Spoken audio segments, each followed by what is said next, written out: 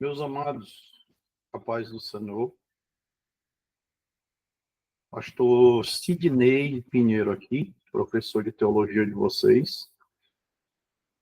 Nós vamos trabalhar aqui o fechamento da disciplina de Teologia do Novo Testamento 2, onde estamos estudando sobre a igreja e a sua história. Um pouco assim, rouco de uma virose recente, mas tá legal. Então, nós temos aqui um slide de apresentação, tá? Um slide.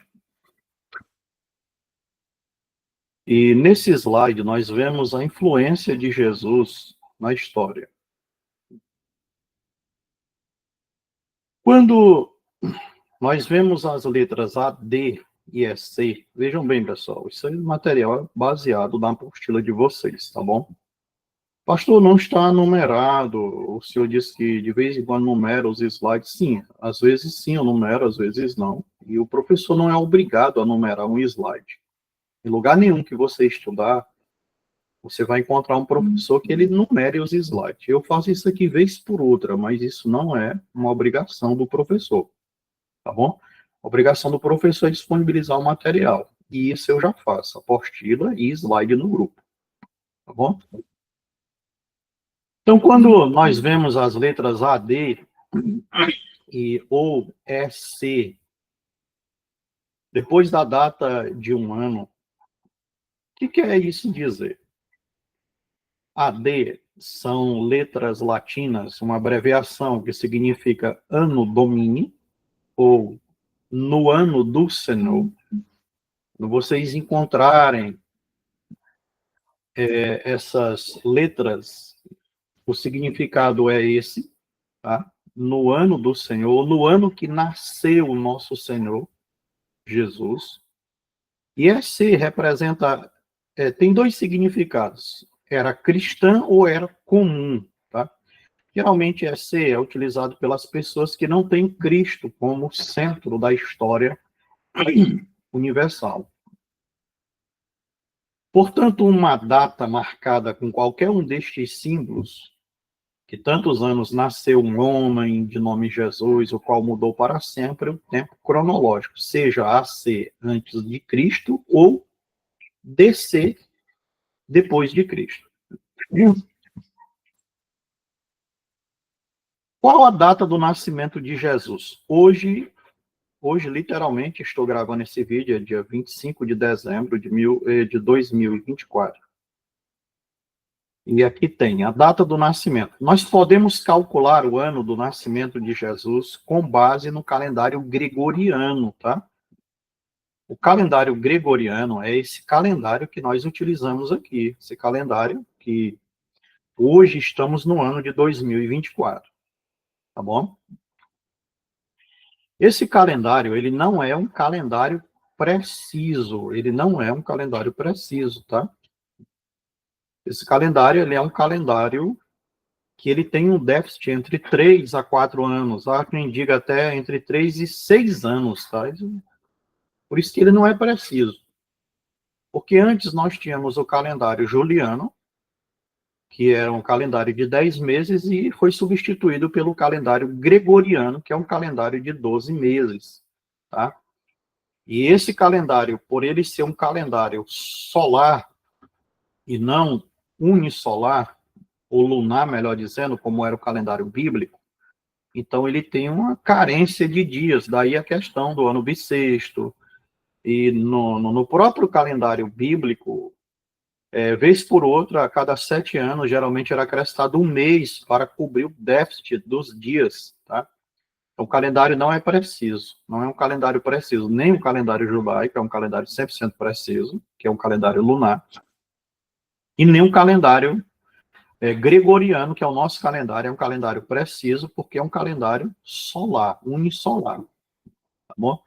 Então, se nós estivermos em 2024, existe um déficit entre 3 e 5 anos, aproximadamente, nesse calendário. Então, Jesus não nasceu há 2024 anos atrás. Jesus provavelmente nasceu há 2027, 28 anos atrás. Tá? Tem um déficit aí de alguns anos nesse calendário, por ele não ser um calendário preciso. Tá bom? Só para você ter uma ideia, vamos imaginar o ano zero. O ano zero é o ano que marca o nascimento do calendário, por exemplo. Então, Jesus nasceu entre o ano 3 e 5 antes desse ano zero. Então, entre 3 e 5 antes desse ano zero, provavelmente foi o nascimento de Cristo Jesus. Uma coisa que é muito importante, que é o cerne dos evangelhos, é literalmente a vitória da igreja, tá? Quando Jesus disse que as portas do Hades, as portas do inferno, não prevaleceriam, para nós aqui no caso, contra a sua igreja, ele provavelmente estava utilizando ali em Mateus 16, a gente vai ver que eles estavam em Cesareia de Filipe, utilizando ali, provavelmente, as portas do inferno literais. Tem uma imagem aí no slide, tá? Uma imagem, as portas do inferno, que na cultura daquele povo, desse período bíblico, era a entrada literal do inferno, que por terem águas termais, águas quentes, eles criam literalmente que ali seria a entrada do inferno. Então Jesus, ele utiliza aqui essas cavernas, porque o texto de Mateus, capítulo 16, vai dizer para nós que eles chegam ali em Cesareia de Filipe, exatamente nesse lugar onde estavam essas portas.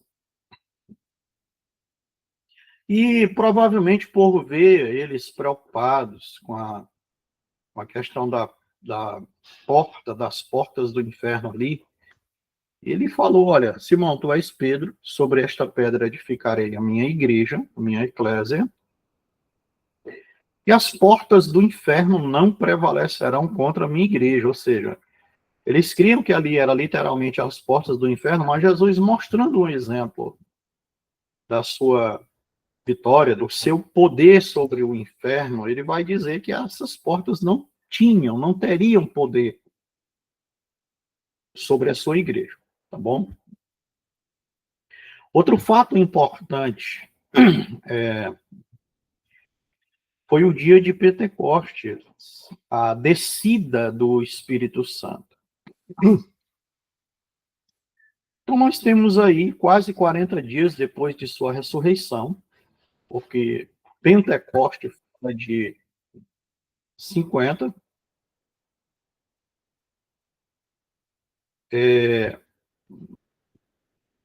Pentecoste fala de 50, tá? E 40 dias entre a Páscoa judaica, que foi o período que Jesus foi morto, sacrificado como Cordeiro de Deus que tira o pecado do mundo, até a festa do Pentecoste, a festa das primícias das colheitas, tem um período de tempo aí de 50 dias, tá? Então, 10 dias depois da Páscoa, até o período do dia de Pentecoste. Então, 40 dias depois de sua ressurreição, ele ressuscitou 40 dias depois da sua ressurreição, da Páscoa até o 40º dia. Tá? Ele apareceu aos seus discípulos e deu a eles instruções. Lá em Atos, capítulo 1, versículo 1 até o 11, a gente vai ver ele dando essas instruções. E cresce que cerca de quase 500 irmãos, quase 500 discípulos, viram ele nesse período desses 40 dias, tá? Os 10 dias restantes do 40º dia até o 50º dia, o dia de Pentecoste, foi o período que os discípulos e apóstolos permaneceram orando ali, aguardando a descida do Espírito Santo. Os primeiros cristãos. A cidade de Jerusalém foi o centro de adoração da igreja durante vários anos. Nesse período, os judeus que, levando em consideração que a igreja, primeiramente, era formada plenamente de judeus, eles eram considerados pelo Império Romano apenas como uma seita do judaísmo, tá? Apenas como uma seita do judaísmo. Então, os judeus em si viam o cristianismo nada mais como uma seita, um ramo que havia saído da árvore, que é o judaísmo. Aí nós vemos os primeiros cristãos se reunindo nas casas, se reunindo no templo, se reunindo nos lugares. Tá? Então, os cristãos tinham essa profissão de se reunirem nas casas, nos templos aqui no caso nas sinagogas, no próprio templo. Depois começaram as grandes perseguições romanas, e aí os cristãos vão começar a se esconder literalmente. Primeiro, as perseguições foram infligidas pelos próprios judeus, isso vai aparecer no livro dos Atos dos Apóstolos. Depois, posteriormente, pelo próprio Império Romano. Por quê? Porque o Império Romano, ele tinha um conjunto de religiões que eram consideradas religiões imperiais. E nessas religiões imperiais, elas, de fato, eram reconhecidas e tinham um certo critério para que o império pudesse liberá-las, para que o povo pudesse segui-las, venerá-las e adorá-las. Por exemplo, conta-se que em Roma haviam tantos deuses quanto homens, tá? Para vocês terem uma ideia da apostasia, do politeísmo, que é aquela civilização, aquele império praticava. Nós temos a perseguição apostólica. A perseguição apostólica, ela vai gerar crentes fortes, tá? Crentes fortes, mas ela vai também contribuir para que os primeiros cristãos, eles fossem dispersos, eles fugissem por todas as regiões das províncias do Império Romano. Então, o martírio dos apóstolos. A história nos relata, e também a tradição, que cada um dos apóstolos de Cristo, com exceção do apóstolo João, que é, pela tradição apostólica dos pais da igreja primitiva, chamado de apóstolo do amor, todos, com exceção do apóstolo João, sofreram o martírio. O que é o martírio, professor? Martírio é a perseguição e morte por causa do nome de Cristo, por causa do Evangelho, por causa de Cristo. Tá? Então, nós vamos encontrar profecias sobre esses acontecimentos em Lucas, capítulo 21, versículo 16 e 17, em João 15, 19 e 20, e Mateus 10, 16 ao 18. Jesus já havia profetizado. E eu vou apresentar para vocês aqui algo que está no material de vocês, tá? Mas eu preciso ser muito sincero aqui. Eu tirei esse material aqui a partir de um livro chamado O Livro dos Mártires, tá?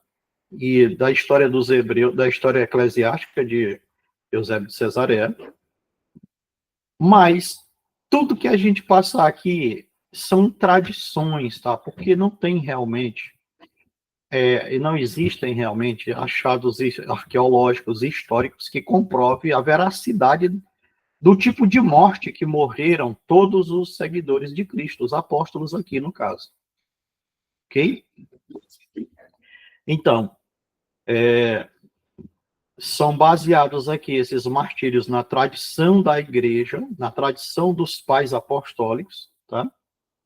E nada mais. Então, esses livros foram escritos a partir da tradição e não de veracidades realmente históricas, tá? E como os pais sustentavam e eles viveram nesse período, a gente crê que é realmente verdadeira essa ênfase, essa narrativa, e que não são lendas, mas que são realmente fatos históricos. Então, vamos começar aqui com Levi. Levi foi célebre pregador do Evangelho e, como missionário, alcançou, olha, a Etiópia, né?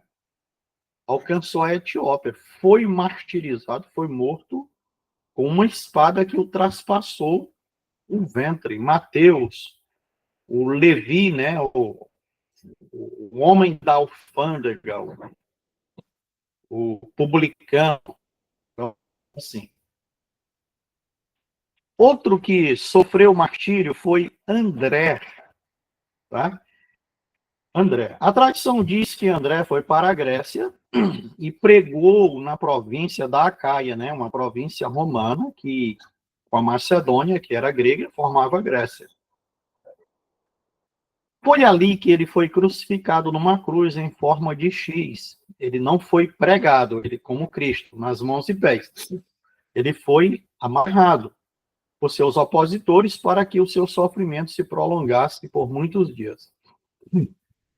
Geralmente na cruz de Santo André, que era uma cruz em X, era essa cruz, os pés ficavam tocando no chão, e a ideia era que os animais ferozes viessem à noite, como os lobos, por exemplo, durante a noite, e os abutres durante o dia, para devorar essa pessoa ainda em vida. Tá? Outro que sofreu o martírio foi Filipe. Diz-nos Polícrates, um historiador, um cristão que foi bispo de Éfeso durante o século II, que Filipe foi para a Ásia e foi sepultado em Hierápolis. Pregou na Frígia e morreu como Marte enforcado de encontro a um pilar. Tá? Tradição.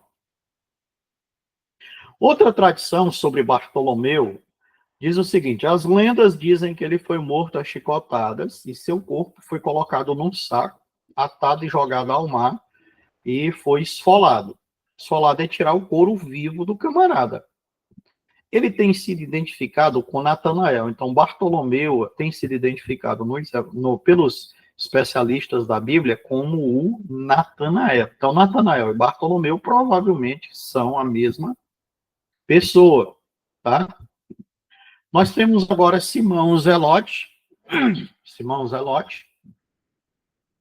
Antes dele se converter, ele pertenceu à seita dos Zelotes, tá? Pessoal, essa seita dos Zelotes... Me desculpa, pessoal.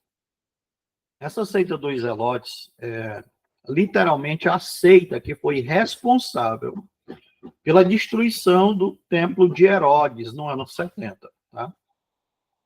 Foram eles quem fizeram motim, e esse motim, exatamente no período da Páscoa, da festa do Pentecoste, foi o período que Roma conquistou a cidade de Jerusalém. Se cumprindo a palavra de Jesus, não ficará aqui nesse templo pedra sobre pedra que não seja derribada. Então, antes de se converter, ele pertenceu à seita dos Zelotes. Quem eram os Zelotes? Zelotes eram terroristas. Eram pessoas revolucionárias. Tá? Geralmente eles tinham uma espada curta e eles esfaqueavam pessoas no meio da multidão e desapareciam ali. Tá? Eles lutavam pela libertação do jugo de Roma. Os Zelotes foram, todos eles foram massacrados por Roma no ano 70. Simão provavelmente, veja bem, provavelmente foi crucificado antes desse período por estar pregando o evangelho. Olha como Deus transforma até o terrorista, né? Tiago Menor, Tiago Menor. Nós temos aqui Tiago Menor. Ele era filho de Alfeu. Mateus 10:3 diz isso. Desenvolveu seu ministério na Palestina e no Egito, sendo ali crucificado. O seu martírio ocorreu quando foi precipitado do pináculo do templo de Jerusalém pelos soldados do templo por ordem dos sacerdotes. Depois da queda, foi arrastado pela turba enfurecida e foi apedrejado até a morte por ordem do sumo sacerdote Ananias por não denunciar os cristãos. Ananias, né? esse camarada tem história. Outro que foi martirizado foi Judas Tadeu. É autor de uma das cartas do Novo Testamento, carta de Judas. Diz a tradição que pregou o evangelho na Mesopotâmia, na região de Edécia, na Arábia, na Síria e também na Pérsia. Olha como ele foi um grande missionário, né? Onde foi crucificado juntamente com Simão, o Zelote. Os especialistas creem que esse Judas, que é autor de uma das cartas do Novo Testamento, era irmão do Senhor Jesus. Temos também Judas Iscariotes, o traidor, filho de Simão Iscariotes. Ele traiu Jesus por 30 peças de prata, ou seja, 30 moedas de prata, que era o preço de um escravo. Meu Deus. Ele tirou sua vida, pois foi enforcar-se. E provavelmente a árvore que ele pendurou se quebrou o galho que estava amarrado à corda e ele caiu em cima de algum objeto pontiagudo, pois o texto de Atos 1:18 diz que, precipitando-se ele, romperam-se, foram derramadas as suas entranhas. Então, um enforcamento não pode derramar as entranhas, as tripas de alguém. Então, foi alguma coisa muito violenta que matou Judas. A ideia era se enforcar, mas pelo caminho ele deve ter se lançado em cima das muitas estacas pontiagudas que eram colocadas nos vales, na região, principalmente na região do Vale de Cedron, região essa que a Bíblia vai nos mostrar que ele tirou sua vida. Nós temos também Simão Pedro. A tradição diz que Pedro estava fugindo de Roma para evitar a perseguição de Nero, tá? Isso está escrito no livro dos Mártires. E lá vai dizer que Jesus encontra ele e pergunta para onde ele vai. E ele diz, eu vou a Roma para ser...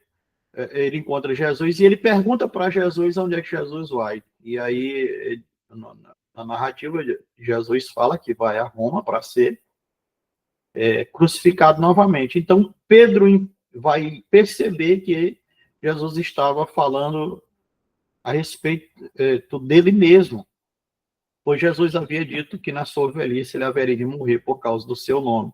Então, Pedro volta para Roma, e lá em Roma ele é capturado, e por volta do ano 68, durante a perseguição de Nero, né? Há quem fale em 64, outro 66, outro 68, mas o fato é que Pedro vai morrer pelas mãos do imperador romano Nero, e há quem diga que no mesmo dia que o apóstolo Paulo, tá?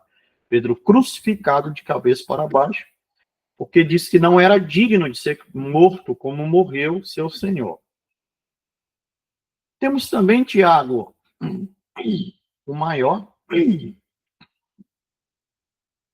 natural de Betsaida, da Galiléia. Ele era pescador, está lá em Mateus 4, 21, 10 e 2. Filho de Zebedeu e irmão do apóstolo João. Eram chamados, tanto ele como João, a dupla era chamada de filhos do trovão. Eram pessoas sanguinárias, né, sanguíneas. Ele sofreu martírio, provavelmente 44 depois de Cristo, quando Herodes Agripa mandou prender a Pedro, foi decapitado em Jerusalém. Foi o primeiro dos apóstolos a morrer pela fé. Foi Tiago, maior. E aí nós temos João, o evangelista, que foi o que viveu mais tempo, né? Depois que foi libertado da ilha de Patmos pelo imperador Nerva, por volta do ano 96 depois de Cristo, regressou a Éfeso e, segundo algumas tradições, morreu na sua cama aos 102 anos de idade por morte natural, idade avançada. Depois nós temos aqui Tomé, também chamado Dídimo. Alguns historiadores dizem que morreu a flechadas enquanto orava, né? Outros que ele foi atingido por uma martelada de um sacerdote hindu. Sua obra de evangelização se estendeu à Pérsia, que era chamada de Pártia na Bíblia, e à Índia também, né? Consta que seu martírio se deu por ordem do rei de Milapura, na cidade indiana de Madras, no ano 53 da era cristã. Então, ele pregou até a Índia. Olha só aonde o evangelho foi parar, né? Lá na região da Índia. Nós temos Matias, que foi escolhido para substituir Judas Iscariotes, aquele que traiu Jesus, e disse que o seu ministério na Judéia foi muito próspero, também em Alexandria e Macedônia. Ele teria sido martirizado na Etiópia, crucificado. Pessoal, esse Judas, alguns desdenham, dizendo que ele caiu de paraquedas, mas o texto de Atos, capítulo 1, vai dizer para nós que a escola apostólica mandou escolher dentre o povo um homem que estava com eles desde o princípio, desde o batismo de João, ou seja, Matias, ele foi batizado literalmente nas águas por João o Batista, ele estava lá no princípio mesmo, bem no início de tudo. E o Espírito Santo, né, através da lançar sortes, vai escolher Matias. Então, eu acredito piamente que Matias é aquele que vai estar sentado em uma das 12 cadeiras no céu, tá? Alguém diz assim, Paulo não foi um dos 12, Paulo foi o apóstolo.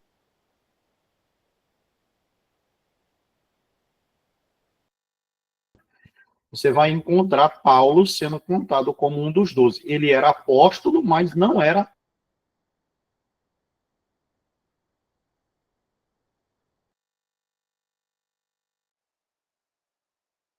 período dos chamados pais da igreja primitiva, tá?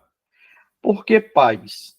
Porque o termo, você vai encontrar em algum livro na internet, por exemplo, padres da igreja, que não é errado, porque o termo pais e padres é a mesma coisa. Pai e padre é a mesma coisa, é pai. São os pais da igreja primitiva. Quem são os pais da igreja primitiva?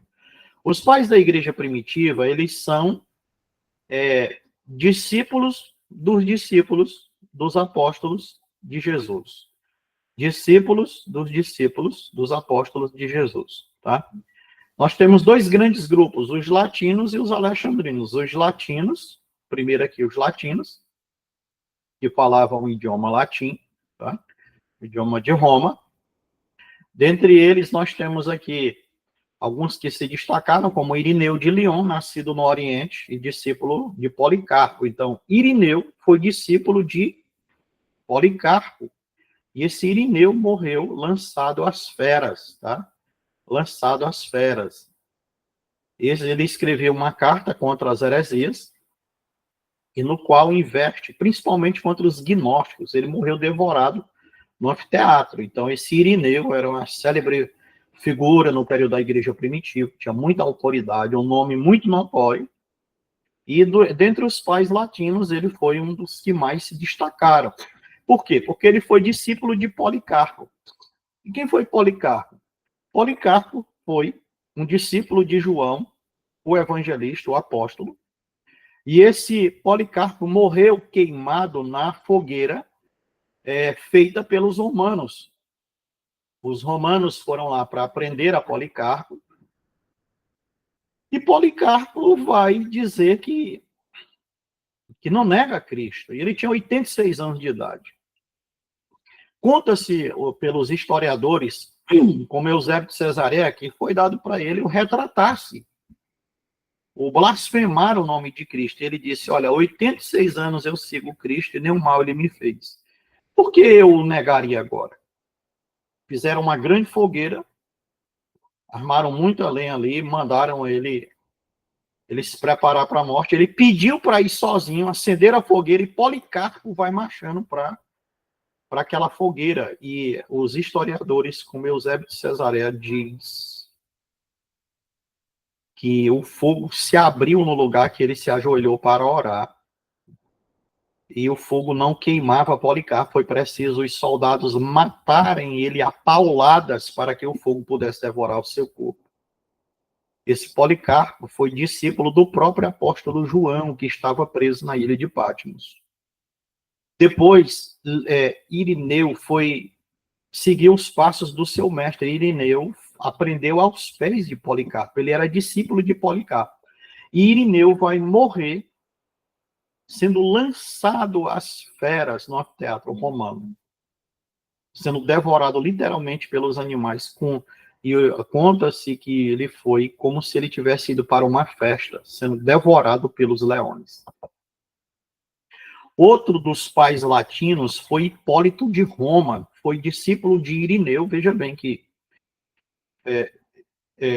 Policarpo foi discípulo de João, o apóstolo, o evangelista.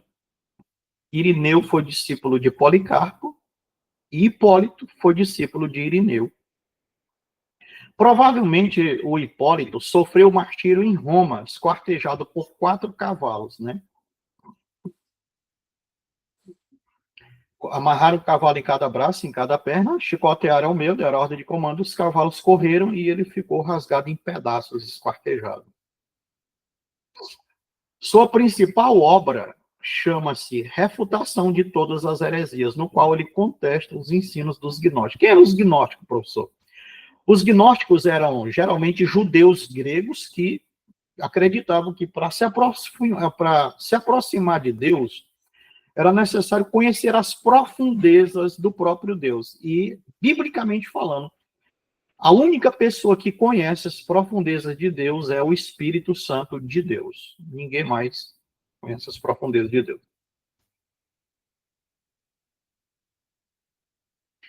Ainda entre os grandes célebres pais latinos, nós temos Tertuliano de Cartago, né?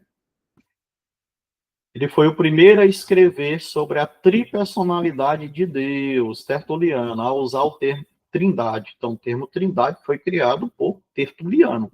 Em oposição aos monarquianos, ele enfatizava o fato de que as 3 pessoas, Pai, Filho e Espírito Santo, são uma substância suscetível de número sem divisão, tá?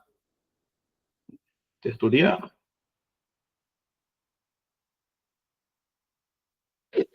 Então, meus amados,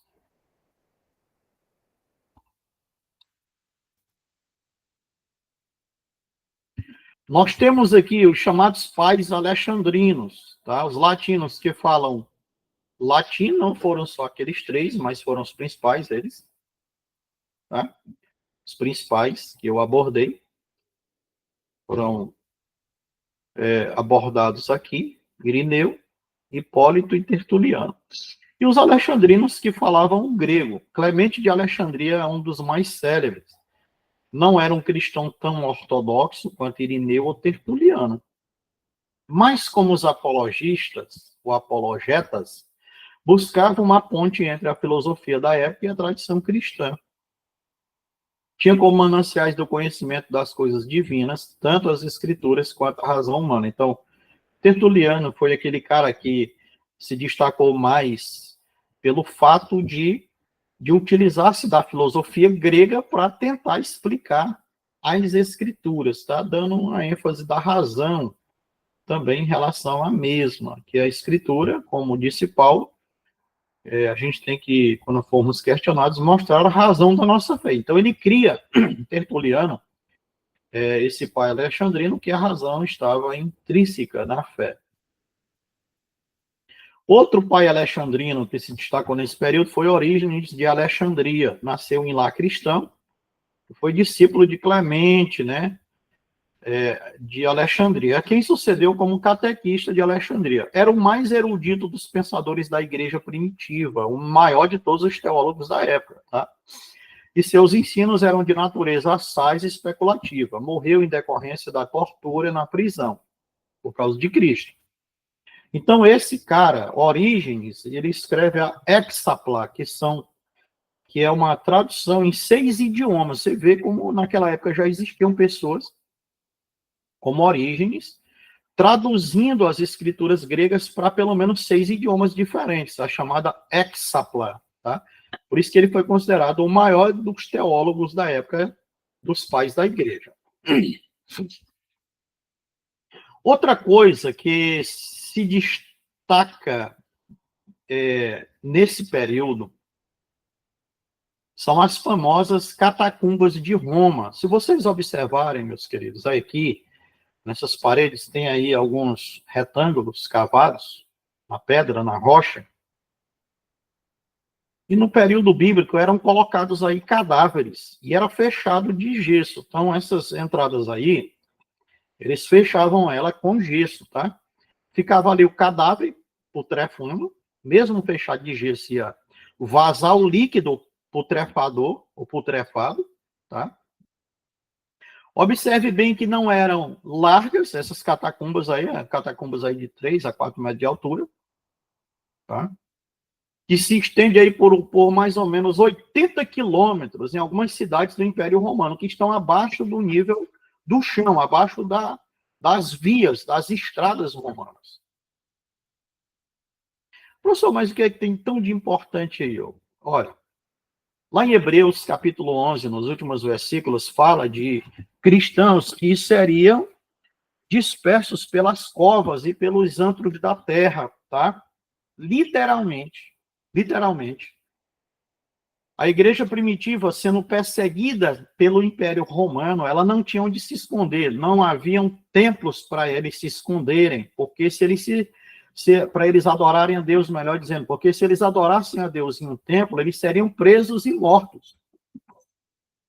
Eles não iam mais às sinagogas.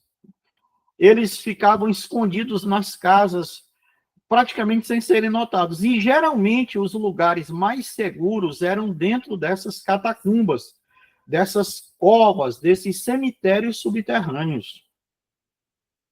Agora, irmão, imagine o cheiro de um lugar como esse aí, cheio de cadáveres de cristãos. Cadáveres, tá? Escuro, infestado de ratos, de vermes, que comiam as carnes desses defuntos, tá? E era nesse mau cheiro, nesse lugar cheio de fezes de animais, como ratos, urina e etc., que eles se reuniam. Era aí, no mau cheiro. Os cristãos choravam aí, oravam aí, adoravam aí, buscavam a presença de Deus aí. E hoje a gente vai para dentro de uma casa que às vezes tem até uma central de ar, ventiladores, forrada, bonita, arejada, e as pessoas não querem mais ir, irmão. Elas não querem mais ir. E os cristãos se reuniam aí, nos antros, nas covas da terra, peregrinos, assustados, maltratados. Eles se reuniam aí. Essas paredes, se elas falassem, elas têm muitas, mas na verdade elas falam sem palavras, como diz o Senhor Jesus. Se esses se calarem, as próprias pedras irão clamar. Essas pedras têm muita história bonita e triste para falar também a respeito dos cristãos. Muita história. Como eu já falei em uma aula para vocês, só mostrando na imagem novamente, o peixe, ele era o símbolo do cristianismo. E aqui nós temos o termo grego, Iesu Christou Theos Rios Soter. Jesus Cristo, Deus, Filho Salvador. Glória a Deus. Aí nós temos aqui as letras dessas palavras aqui. Nós temos o iota, nós temos o ki, nós temos o teta, nós temos um outro iota e nós temos o samer, o sigma, melhor dizendo, sigma, né? Nós temos aqui as letras gregas, né? As letras gregas. Jesus Cristo, Deus, Filho Salvador. Iesu Christou Theos Rios, ou Ruios Soter. Outra coisa importante, pessoal, é que Roma era considerada pelos cristãos primitivos como a grande Babilônia, tá? Ela era considerada a Babilônia. Em Roma, as religiões deveriam ser reconhecidas e autorizadas pelo Estado. Porém, o cristianismo era considerado uma religião clandestina e prejudicial ao império, pois os cristãos não cultuavam ao imperador. A religião adotada por Roma era sincretista E toda vez que o império conquistava outros povos, ele absorvia tanto a sua cultura como a sua religião. Se você observar, os principais deuses de Roma são os principais deuses da Grécia, porque a Grécia foi conquistada pelos romanos. Tá? Haviam mais de 30 mil deuses, mais de 30 mil deuses só na cidade de Atenas. E o cristianismo era considerado uma religião ofensiva. Por quê? Primeiro, o imperador, ele era chamado pelos seus súditos de Augusto, divino. E os cristãos não tinham, além de Cristo Jesus, a figura de divindade para homem nenhum. Então, o imperador não passava de um realismo mortal para os cristãos primitivos. E o imperador romano, ele criou leis, os imperadores romanos criaram leis ao longo de séculos, tentando fazer os cristãos adorarem-nos publicamente ou serem massacrados. E eles escolheram serem massacrados do que antes adorarem a pessoa do imperador. Então, os cristãos, eles morreram sustentando sua fé. Eles morreram sustentando sua fé. E outra coisa é que foi criada entre os romanos a ideia, estou assim ainda, irmão, me recuperando uma virose, viu? Foi criada entre os romanos a ideia de que os cristãos, eles eram canibais, eles comiam carne de pessoas, porque se celebrava na Páscoa o sangue e a carne de Cristo. Então, mas isso de uma forma figurativa, né, memorial. Mas eles criam que isso era verdade e perseguiram os cristãos por causa de prática de canibalismo. Outra coisa que o Império Romano tinha era um absolutismo teocrático, certo? Ou seja, um Deus absoluto. O Estado estava ligado umbilicalmente à religião. Todos os sucessos obtidos eram creditados aos deuses. Até mesmo os imperadores deram a si mesmos, como eu falei, o título de Augustus, que é um título divino. Então, a lei era que os homens deveriam se curvar e venerar o imperador. Nesse período, os cristãos não querendo adorar o imperador, não se submetendo às leis de Roma, foram períodos negros na história da humanidade, no período que vai até a Idade Média. E na Idade Média, até o final dela, tá? Começa com 10 grandes perseguições infligidas pelos imperadores romanos. Nessas perseguições, meus irmãos, os cristãos eram mortos, crucificados, queimados vivos, afogados, apedrejados, serrados, quebrados ossos, etc., devorados pelos leões, principalmente devorados pelos animais selvagens nas arenas romanas. E os animais que mais se destacavam eram os leões. Tá? É uma coisa triste. Aqui nós temos uma imagem de cristãos sendo lançados no anfiteatro romano, no Grande Coliseu. A primeira grande perseguição foi sob o governo de Nero, entre 64 e 68. Olha, Nero, ele era um cara louco. Os historiadores são unânimes em desenhar a figura de Nero, psicologicamente falando, como um cara fora de si. Então, quando ele convidava as famílias ricas de Roma para os seus banquetes, ele utilizava os cristãos como lâmpadas, os quais eram amarrados em estacas e embebidos em óleo e queimados para espetáculo. Então, quando Nero convidava os seus amigos para os seus banquetes no pátio do grande palácio real de mármore branco, quem é que iluminava esses jantares? Estacas com cristãos crucificados, que eram banhados em óleo, acesos como lâmpadas, e era esse cheiro de carne e óleo queimando que iluminava, meus amados, os banquetes de Nero e os seus convidados. Tá? Esse Nero, a primeira relação sexual de Nero foi com sua mãe, quando ele tinha 12 anos de idade. Sua própria mãe quis isso, introduzir ele nesse mundo de orgias, porque a orgia era algo natural no Império Romano, tá? E depois ele mata a sua própria mãe, mata seus parentes mais próximos. Ele é um cara extremamente louco. Se casou 2 vezes com 2 homens diferentes, publicamente. Um desses homens ele castrou publicamente, ele casou com um desses homens vestido de noiva, com uma pompa imperial. Esse cara era louco, louco. E ele casa-se com um desses rapazes porque era parecido com uma dessas. Era parecido com uma esposa que ele teve, né? E ele era muito apaixonado por ela, e ele vai criar na imagem desse camarada a esposa dele. O cara era louco, louco, louco mesmo. Nesse período, entre Nero e o segundo imperador, o terceiro imperador, nós temos a destruição de Jerusalém. Tá?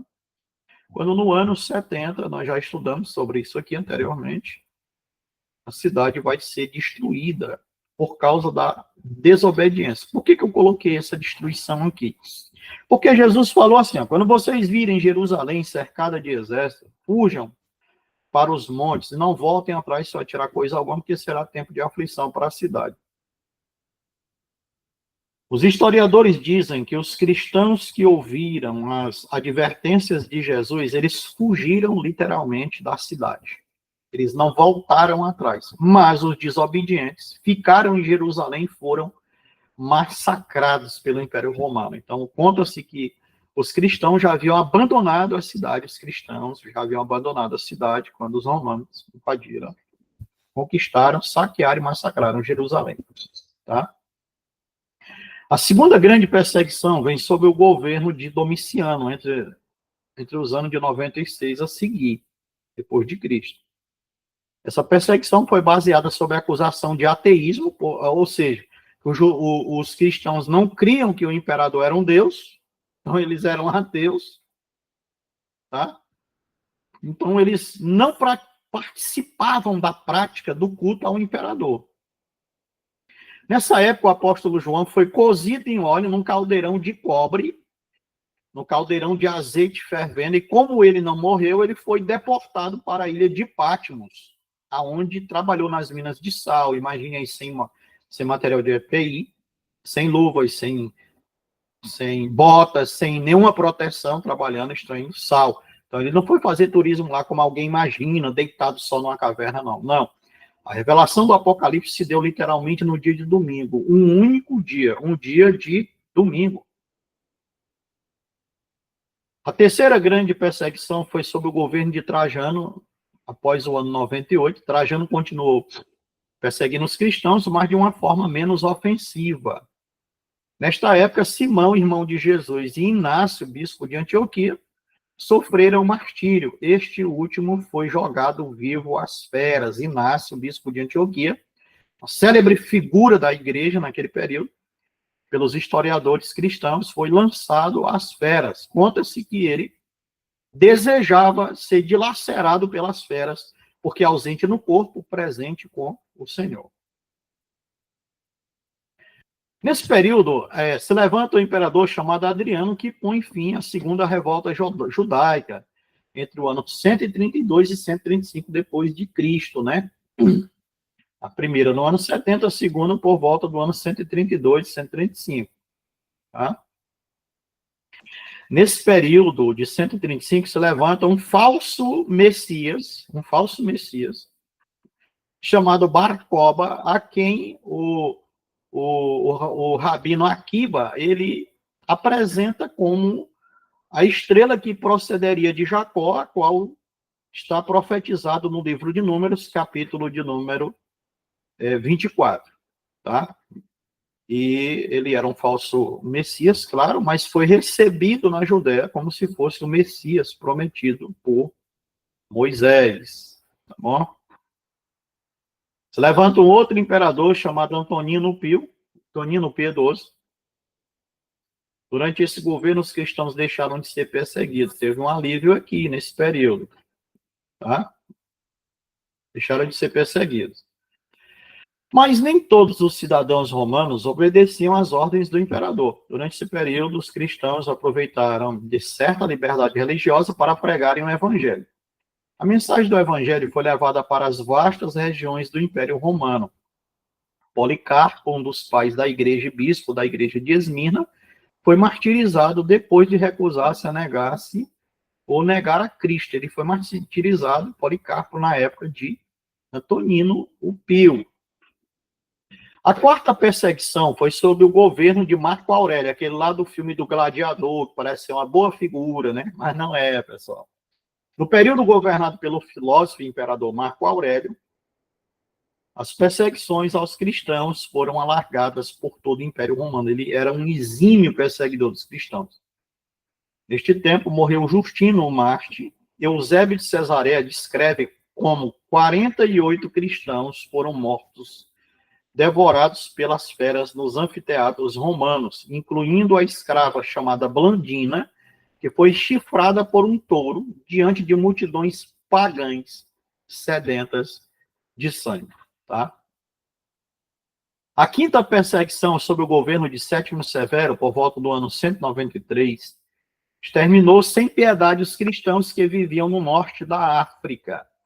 Tertuliano, que era cristão, nós já falamos dele, Tertuliano, advogado e apologeta, no caso, tentou defender os cristãos diante dos tribunais, mas sem nenhum sucesso.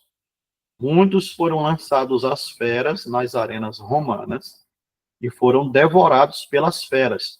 O próprio Tertuliano chegou a dizer, que frase espetacular, né, pessoal? O sangue dos cristãos é semente da igreja, ou seja, e quanto mais vocês derramarem o nosso sangue, mais nós iremos nos proliferar. Era assim que a igreja primitiva crescia, na perseguição. Sexta perseguição sobre o governo de Maximiano, né?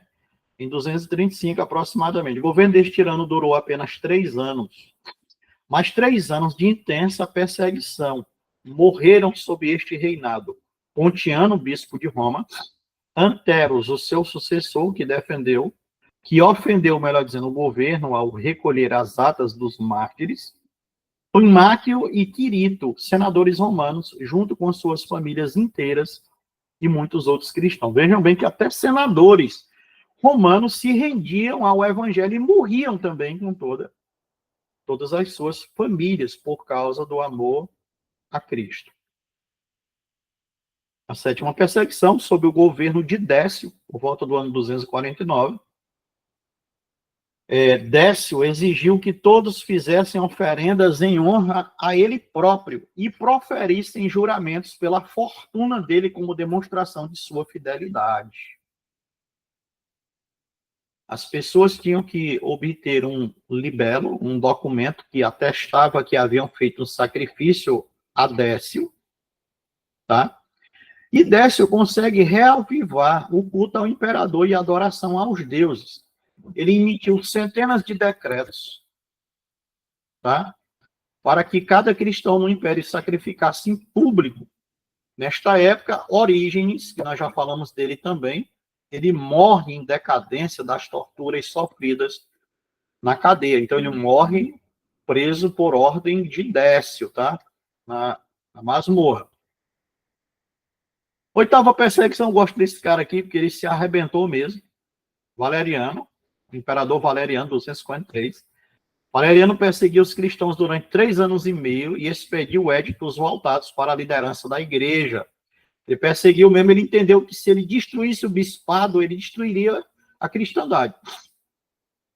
Éditos que decretavam o exílio de bispos e cristãos e de encontrarem-se publicamente o tornavam legal, tá?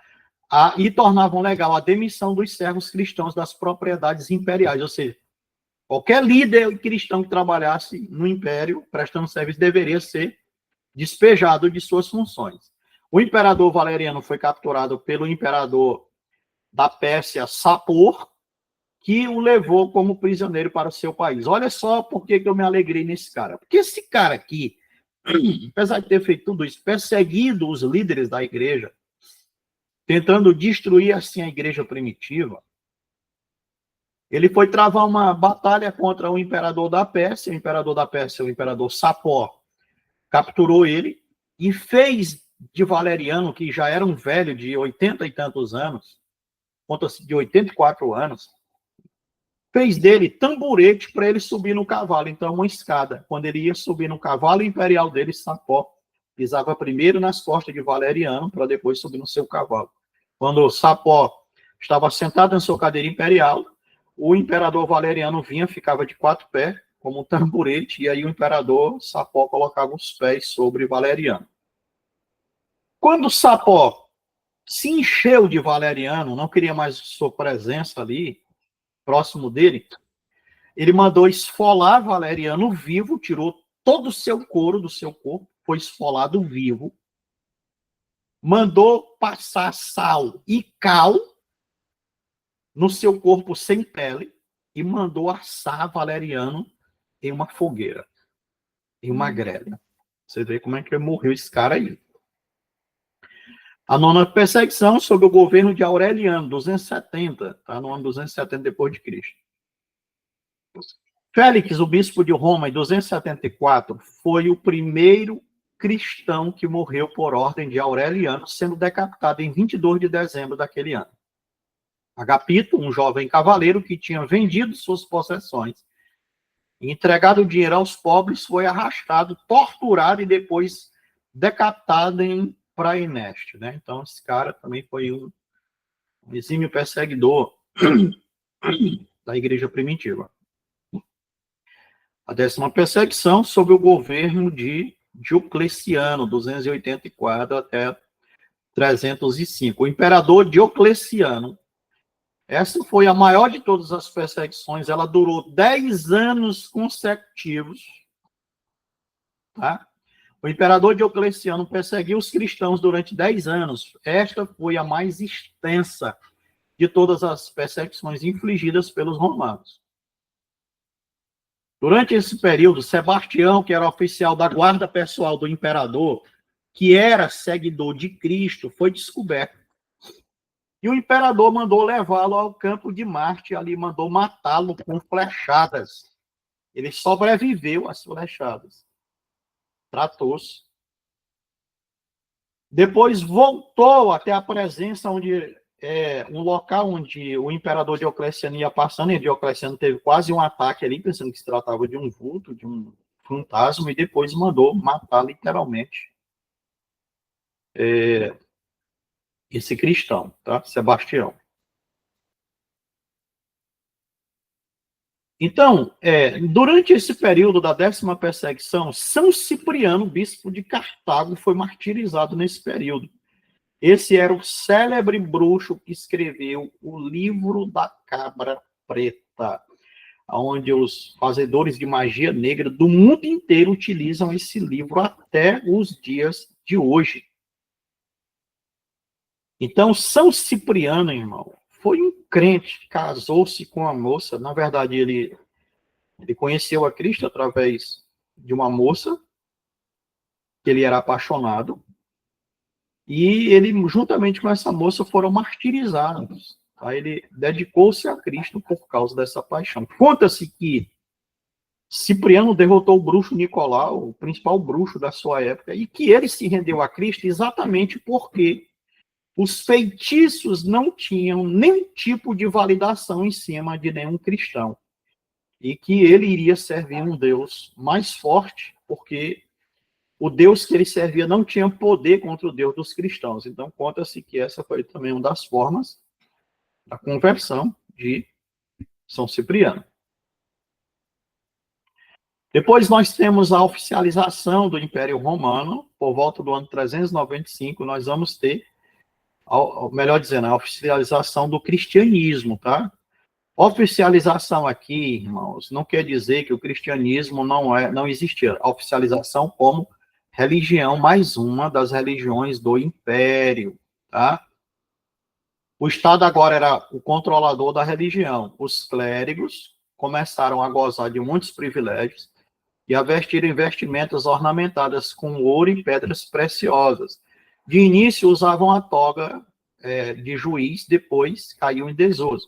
Os sacerdotes começaram a usar o barrete, uma mitra semelhante a uma tiara. Começaram a utilizar nos cultos o solidéu e o incenso. Foi depois do ano 395, quando o cristianismo foi reconhecido como religião oficial do Império. A partir de agora, o cristianismo seria a religião do Império. Nenhuma outra religião seria tolerada. Aí o que acontece? Acontece literalmente a corrupção. Acontece literalmente a corrupção do clero. Aí sim serão lançadas as raízes para o nascimento da Igreja Católica Apostólica Romana. Quando você vê um católico dizendo que Pedro foi o primeiro papa, você não vai encontrar isso na Bíblia. Não existe a ideia de papa na Bíblia. Pedro não era papa. Pedro não era papa. Em Mateus 23, Jesus até condena essa prática de chamar líderes de pais.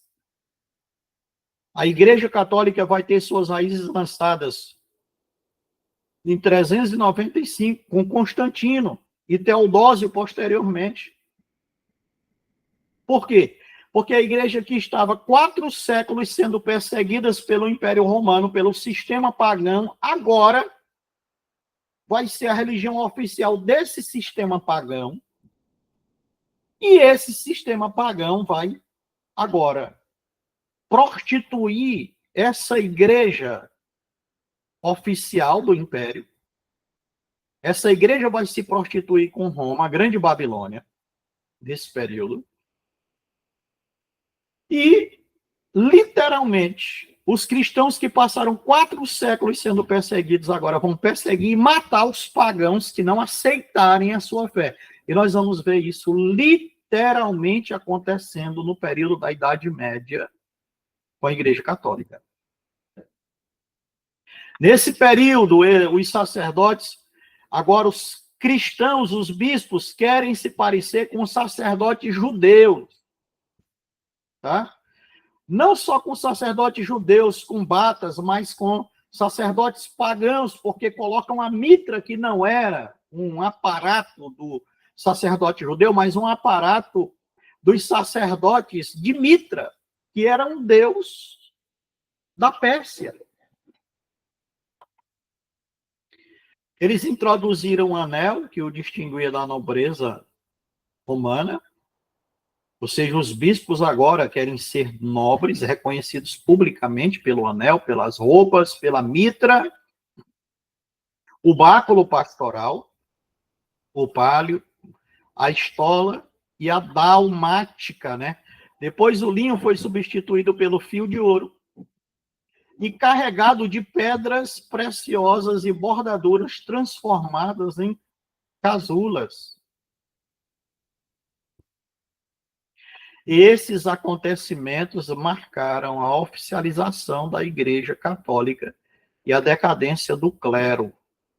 Tão logo foi oficializada a Igreja Católica, o imperador romano Teodósio mandou fechar os templos adversários dos pagãos, destruir os instrumentos de idolatria e confiscar as propriedades e transferi-las para o Estado. Durante o governo de Teodósio, foram expedidos 15 edictos, 15 documentos como regra da igreja. Foram proibidas todas as reuniões que não fossem católicas e os seus praticantes foram chamados hereges. Aqueles que não apoiavam o catolicismo eram chamados de hereges. O próprio Agostinho de Hipona disse posteriormente que cabia ao Estado punir os erros contra a fé incutidos na cabeça dos teólogos, ou seja, os teólogos que fossem contra o catolicismo deveriam pagar com a sua própria vida. Agostinho de Hipona. E aí nós temos a divisão do Império Romano em 2, no ano 476, 395, cai em 476, e em 1453 os vestígios caem ainda mais. Então, nós temos, literalmente, depois do ano 395, a criação oficial da Igreja Católica Apostólica Romana, com sede na cidade de Roma. Então, como era a vida desses clérigos? A vida dos clérigos, os sacerdotes da igreja, Dividiam-se em duas grandes categorias: clero secular, aqueles que viviam no mundo fora dos mosteiros, que era hierarquizado em padres, bispos, arcebispos e etc. E o clero regular, que eram aqueles que viviam nos mosteiros, que obedeciam às regras de sua ordem religiosa. Os beneditinos, os franciscanos, os dominicanos, os carmelitas e os agustianos, por exemplo. Nesse período foi criado a ideia do poder papal. O Papa tem o poder de abrir e fechar as janelas e as portas do céu. Não é uma ideia bíblica, tá? No ponto mais alto da hierarquia eclesiástica estava o Papa, o bispo de Roma, considerado sucessor do apóstolo Pedro, mas não tem base bíblica. Nem sempre a autoridade do Papa era aceita por todos os membros da igreja, mas em fins do século VI, depois de Cristo, essa autoridade acabou se firmando, devido em grande parte à atuação do Papa Gregório Magno. Nesse período vai nascer, irmão, a última parte da nossa aula, a Idade das Trevas. 1.200 anos que a Igreja Católica perseguiu e matou protestantes, cristãos que não eram favoráveis às normas, regras e doutrinas e idolatrias da Igreja Católica. Tá? Como, por exemplo, batizar crianças. Muitos foram mortos só por discordarem disso. A chamada Idade das Trevas. Aqui tem uma imagem de alguém sendo queimado na fogueira. Uma coisa que marcou o período da Idade das Trevas, da Idade Média, dos 1.200 anos de perseguição, que a Igreja Católica promoveu deliberadamente, propositalmente, contra os cristãos que discordavam das suas práticas e doutrinas, costumes, etc., foram chamadas relíquias. Aqui nós temos relíquias, né? O que são relíquias, professor? Olha, relíquias, as relíquias são um tipo de aparato que eram dadas, ou que são dadas até os dias de hoje a elas, poderes sobrenaturais, ou que supostamente pertenceram a algum santo. Tá?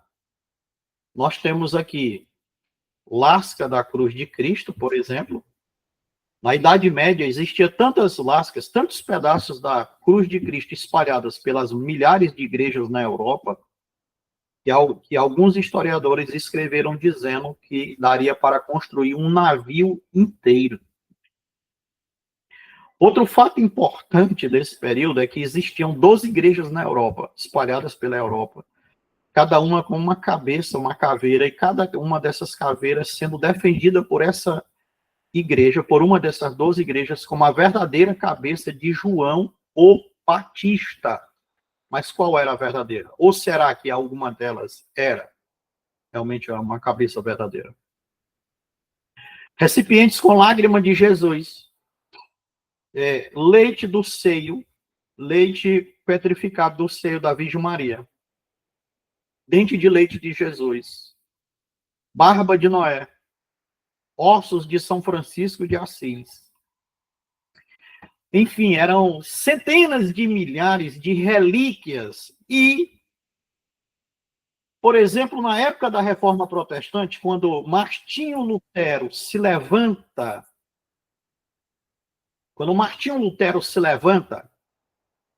contra a Igreja de Roma, o bispo da Mongúcia, o arcebispo da Mongúcia promovia todos os anos no seu relicário era aberto ao público, as pessoas pagavam para tocar nessas relíquias, para serem abençoados por ela, e as pessoas pagavam para tocar numa caixa de vidro, que segundo a tradição da época, essa caixa de vidro tinha nada mais, nada menos do que uma libra inteira do vento que soprou para Elias na caverna, no Monte Horebe, lá no Antigo Testamento. Já pensou? E o mais aberrador de todas é que tinha nada mais e nada menos do que 2 penas e um ovo do próprio Espírito Santo, da pomba que desceu em forma corpórea em Cristo no dia que ele foi batizado no Rio Jordão. E as pessoas acreditavam nessas porcarias. Elas iam aos montões para serem abençoados por elas. Outra coisa que se destacou nesse período foi a venda das indulgências sagradas. O que era indulgência? Indulgências eram perdão. Em outras palavras, a indulgência vendida por João Tetzel, frade dominicano, era literalmente um terreno no céu. Então, ele chegava numa cidade, com uma turba de clérigos, fazia propaganda da salvação. Quem tinha mais dinheiro comprava os melhores terrenos no céu, quem tinha menos dinheiro comprava os terrenos mais afastados do palácio de São Pedro, no céu. E a pessoa, às vezes, dava tudo que ele tinha com medo do inferno, porque eles ensinavam que no inferno eles iam ser, pessoas seriam devoradas, colocadas em caldeirões. Essa ideia de caldeirão no inferno, essa coisa toda, vem desse período da Idade Média. Demônios iriam assar as pessoas, seriam torturadas por causa da sua desobediência e tal. E aí a saída seria comprar um terreno no céu, uma indulgência sagrada, tá? Uma indulgência sagrada, o perdão de alguém que iria sair literalmente dessa vida, não iria passar pelo purgatório. O purgatório é o lugar de purgar os pecados, mas iria demorar muito tempo e entrar direto no paraíso. Algumas dessas promessas eram, por exemplo, dependendo do lote que essa pessoa comprava, do papel, era dado um papel com perdão assinado pelo Papa para essa pessoa. Só você estudar na história, você vai encontrar isso. E a pessoa, dependendo do lote que ela comprava, ela entrava no céu, montada no jumentinho que carregou Jesus, no dia que ele entrou em Jerusalém, na semana da sua morte, puxada pelo próprio São Domingos, e recebido pelo próprio São Pedro no portão do céu. Era essa a ideia que se transmitia. O próprio Martinho Lutero, ele escalou a escada de Pilates mais de 100 degraus, de joelho, cada degrau ele rezava um Pai Nosso e algumas Ave Marias. Ele tinha 2 florins de prata, ele quando chegou lá em cima, jogou esses florins de prata para tentar salvar o seu avô, Henrique Luther, e um pela sua própria alma, e não salvou mais ninguém, porque não tinha mais nenhum florim de prata. Ele diz que quando ele estava na metade desses degraus, ouviu uma voz do Espírito Santo falando no seu coração, dizendo assim: o meu justo viverá pela sua fé. Ele se levanta dali. Ele, envergonhado, fica. E como ele era bispo de um mosteiro, e lá tinha uma Bíblia, e ele estava estudando a Epístola aos Romanos, ele se converte lendo o capítulo 8 da Epístola aos Romanos. Meu justo viverá pela sua fé. Ele, depois de converso, foi um forte opositor. Ele foi um forte opositor à Igreja Católica, Martinho Lutero, forte opositor. Mas a Igreja Católica continuou matando e perseguindo todos aqueles que se levantavam contra ela. Inclusive, o próprio Martinho Lutero foi levado para algumas dietas, que eram tribunais estabelecidos pela própria Igreja Católica, tentando matá-lo, como haviam matado John Lewis, como haviam matado Savonarola, como haviam matado outros homens, tá? Que viveram anteriormente a Martinho Lutero. Outra coisa que se destaca nesse período da Idade das Trevas é o surgimento do islamismo com Maomé no ano 612, tá? Fugindo e fundando o centro religioso em Meca posteriormente. Os chamados maometanos, que hoje é o mundo islâmico, os muçulmanos, tá? E ele adota uma pedra, Maomé adota uma pedra, que é uma pedra negra hoje lá em Meca, e ele chama o nome do seu Deus de Alá, que é o Deus da lua. Por causa do crescimento do maometismo, do Islã, a Europa, são formadas as chamadas cruzadas católicas, que massacravam judeus, cristãos e muçulmanos. As cruzadas católicas eram guerras de cavalarias, de exércitos, de homens voltados para retomar os lugares santos da terra da Palestina, né, da terra de Canaã, das mãos dos maometanos, dos muçulmanos, dos islâmicos. Então, esse período foi marcado por muitas atrocidades mesmo. Tá? E aí vem a chamada célebre reforma protestante, onde se destaca Martinho Lutero e depois João Calvino. Para início de conversa, pessoal, originalmente os reis que apoiaram a reforma protestante, eles apoiaram porque queriam se livrar dos altos impostos que eram pesados sobre eles e que eram efetuados pelo próprio Papa. Então, a reforma protestante, além de ter devolvido ao povo a leitura da Bíblia, a adoração livre a Deus e a leitura livre, a interpretação livre das Escrituras, também, de alguma forma, aliviou os reis e imperadores dos pesados dízimos e impostos que eram cobrados pela Igreja Católica. Então, Martinho Lutero, ele afixa nas portas do castelo de Wittenberg 95 pontos e teses que ele discordava piamente da Igreja Católica. Porém, a ideia original de Lutero não era sair da Igreja Católica. Era fazer o Papa e a Igreja Católica reconhecerem seus erros e se retratarem publicamente. Ele não tinha nenhuma intenção de deixar de ser um padre católico. Lutero era doutor em teologia e ensinava teologia na cidade de Wittenberg, no castelo de Wittenberg. Aliás, um célebre teólogo, doutor em teologia. Porém, tira o sal pela culatra e o Papa Leão, ele excomungou Martinho Lutero publicamente e mandou fazer um edito determinando que qualquer pessoa que matasse Martinho Lutero seria perdoado dos seus pecados automaticamente.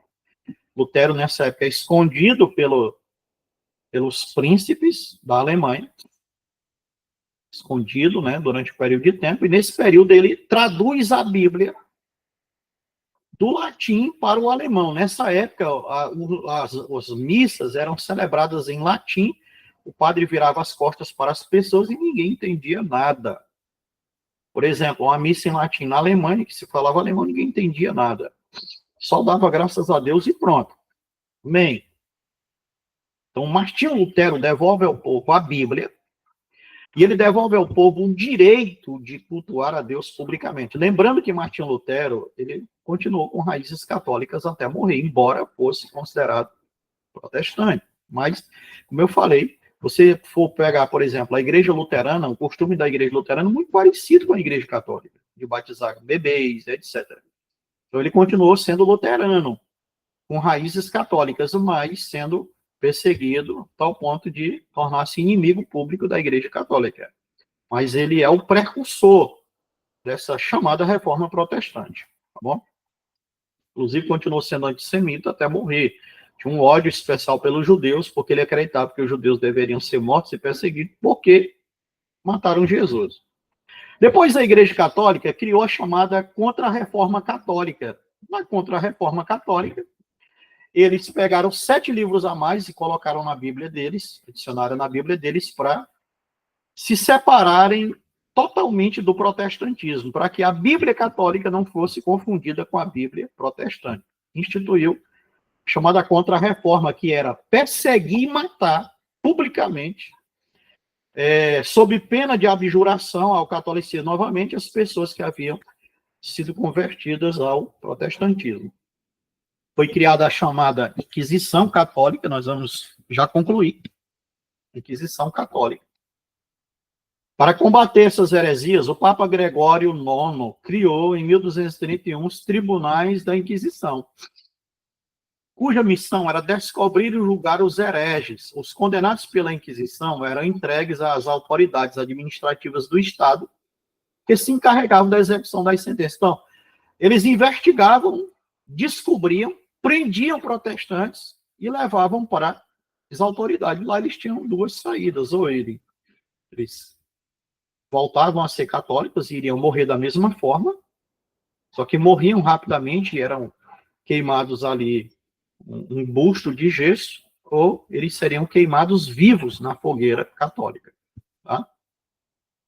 Aqui nós temos alguns instrumentos de perseguição e morte aos protestantes. Tá? Nós temos a roda do despedaçamento, tá aí. Observe aí o camarada deitado na roda. Lá embaixo tem alguém aquecendo fogo, tem pregos ali. Tem um camarada girando a manivela, eles vão girando a manivela, a barriga do camarada, do cristão ali, ó, do herege, vai passando lá embaixo, e vai sendo queimada lá, rasgada pelos pregos em brasa. Então, isso era uma forma de matar o cristão até ele abjurar de sua fé. Leclerc, um tecelão francês, morreu dessa forma, e enquanto a barriga dele rasgava nesses pregos em brasa, porque ele havia quebrado uma imagem de escultura, ele dizia, tem olhos, mas não vê, tem boca, mas não fala, tem nariz, mas não cheira, e tem e mãos, mas não apalpam, pés, mas não andam, e nenhum som pode sair da sua boca. Morreu dessa forma, literalmente adorando a Cristo. Açoite de ferro, olha, instrumentos eram de ferros com pontas de pregos, exatamente para quebrar ossos e rasgar carnes de pessoas. Tá? Cadeira da Inquisição, tá aqui uma cadeira inquisitória, cheia de pontas de pregos, a pessoa era presa aí, esses pregos entravam nas costas, nas nádegas, nas coxas, nas batatas das pernas e etc. A pessoa começava a ter necroses aí, problemas de doenças que matavam por inanição, com febres altíssimas e tal, por causa da infecção. Tá? Cavaleiro da Inquisição, amarravam mãos e pés e estiravam essa pessoa até quebrar todos os ossos do seu corpo. Aqui servia para esmagar a cabeça do réu, confesso, e o crime era não ser católico, mas ser crente em Cristo Jesus, por filho do herege. A ideia era trazer um desconforto, e a pessoa depois, quando estava cansada dessa posição, começava a entrar na cabeça, na parte do tórax, guilhotina, que era uma das formas de morte mais rápidas que havia, mais humanas. A mesa de desvisceração, eles abriam a pessoa e depois colocavam ganchinhos nas partes que eram cortadas e iam tirando os vísceras dessa pessoa pendurada nesses ganchinhos. Só passava em 2, 3 dias, e as moscas colocando bichos dentro dessa pessoa, ele ia morrendo devagarinho, bem devagarinho mesmo. Os açoites que foram muito utilizados aqui na época do Brasil escravidão, né? Brasil colônia, com os escravos, que geralmente se açoitava a pessoa até ele morrer no tronco, tá? Depois passava pimenta malagueta em cima, algemas, apedrejamento, acontecia muito na região da Ásia, quando eles se encontravam com alguém, cobriam o corpo e deixavam somente a cabeça de fora. Berço de Judas, veja bem, aquela cadeira pontiaguda, a pessoa era colocada nua, levantava-se essas correntes para cima, soltava, ela batia as nádegas e as genitárias ali, ó, em cima daquela ponta, e quebrava tudo que você pode imaginar aí, nas genitárias, nos ossos, da bacia, etc. Mas tinha dor excrucidante disso aí. A berlinda, a pessoa ficava cabeça e braços presos aí durante vários dias. Que situação, meu irmão, imagine aí. Burro espanhol, a pessoa ficava nua, colocavam pesos nas pernas. Depois de um certo período, esses pesos começavam a quebrar as juntas do corpo e era uma dor excrucidante. A empalação, que era uma lança que colocava do ânus até sair na boca da pessoa. O esmaga-seios, né? Tenazes, tesouras em brasa eram utilizadas para cortar o seio das mulheres. Meus amados, é uma coisa terrível, né? Esquartejamento. Amarrava a pessoa nos 4 membros e dava uma ordem e os cavalos corriam, ela era rasgada em 4 pedaços. Mesa de estiramento, estirava a pessoa até as juntas do corpo dilacerarem. Fogueira, que era um dos dos aparatos de morte mais utilizados. A pessoa era queimada literalmente viva, como foi o caso de John Lewis e de Savonarola. John Lewis orou na hora de morrer, Savonarola cantou um louvor e os historiadores e espectadores disseram: os homens foram para a morte como se fossem para uma festa. E conta-se que nenhum grito de dor saiu da boca de nenhum deles, nem de John Lewis, nem de Savonarola. Eu vejo aqui o poder do Espírito Santo reveste nesses homens. Porque, meus amados, seria uma coisa impossível um homem ser queimado e não sentir dor. E aí ele cantar um louvor, o outro orar, pedindo perdão a todas aquelas pessoas que eu havia condenado. Só pode ser uma coisa espetacular, sobrenatural, promovida pelo Espírito de Deus. Forca, que era muito comum, mais humana, também como era a guilhotina. Máscara da infâmia, que era colocada uma máscara no rosto das pessoas que eram traídos pelos seus cônjuges, tinha que andar publicamente mostrando que havia sido traído. A pera, que era colocada no ânus dos homossexuais quando eram localizados, eram abertas dentro, rasgava tudo lá. Era assim que eram tratados eles. Purificador dos pés para os que se apressavam para mentir, mas aqui também foram usados para matar cristãos, né? Queimavam os pés, que uma mulher fofoqueira aqui no caso.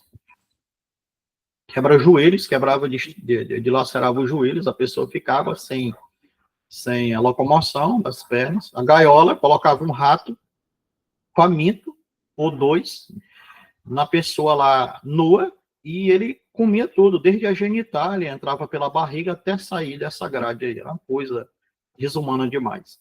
A roda alta, que a ideia era só torturar a pessoa, tem uma pessoa dentro de uma roda alta lá, olha. A ideia era ficar ali só para ser torturada naquela posição amarrada. Serrote, que serrava a pessoa de baixo para cima, até sair na cabeça. A Virgem de Nuremberg, que era colocada aqui as acusadas de bruxaria, e acusado de bruxaria naquele período poderia ser até alguém que fez um chá para beber. Simples fato de fazer um chá de erva era o caso de ser acusado de bruxaria, porque era visto como uma porção, tá? Era colocado ali, algumas facas eram adicionadas ali, vários buracos nessa Virgem de Nuremberg. Pesquisa lá na net que você vai ver. E a pessoa era morta ali devagarinho, porque o sangue ia correndo devagar e a pessoa ia morrer de infecção. Touro de bronze, que foi utilizada lá na região da igreja de Pérgamo, né? Pela fiel testemunha lá, foi morta no tempo que Jesus mandou João escrever, e foi morta aí dentro do touro de bronze, né? Era colocada dentro de um touro de bronze e cozida literalmente com uma panela de pressão. Aí aconteceram as guerras religiosas, que foram as cruzadas, que nós já falamos. E no final da Idade Média para cá, a perseguição continua. Mas continua onde, professor? Na janela 10/40, principalmente. No mundo islâmico, no mundo hindu. Nessa janela 10/40, onde estão 98% dos países menos evangelizados do mundo. O nosso grande desafio para a obra missionária chama-se Janela 10/40. E essa perseguição, principalmente, ela é oferecida pelo mundo islâmico, muçulmanos, pelo mundo hindu, na Índia, tá? E o que faz promover um retrocesso do cristianismo atual. Como assim, professor? O cristianismo tem sido varrido dessas regiões ali. Existem missionários lá? Sim. As pessoas estão se convertendo? Sim. Mas os que são encontrados são mortos, deportados, perseguidos ou presos em prisões que nunca mais se tem notícias deles. Tá bom, meus amados? Então, eu quero agradecer a Deus pela sua vida. Quero concluir esta gravação e dizer para você: estude, responda a prova, questionário, tire a foto, mande para mim. Deus te abençoe. Bons períodos festivos, Feliz Natal, um próspero ano novo, e Deus continue abençoando você e sua família. Que em 2025, se Jesus não tiver voltado para nos levar para a glória, seja um ano de realização. Deus te abençoe. Fique com Deus e a paz do Senhor Jesus. Fique com Deus. Paz do Senhor.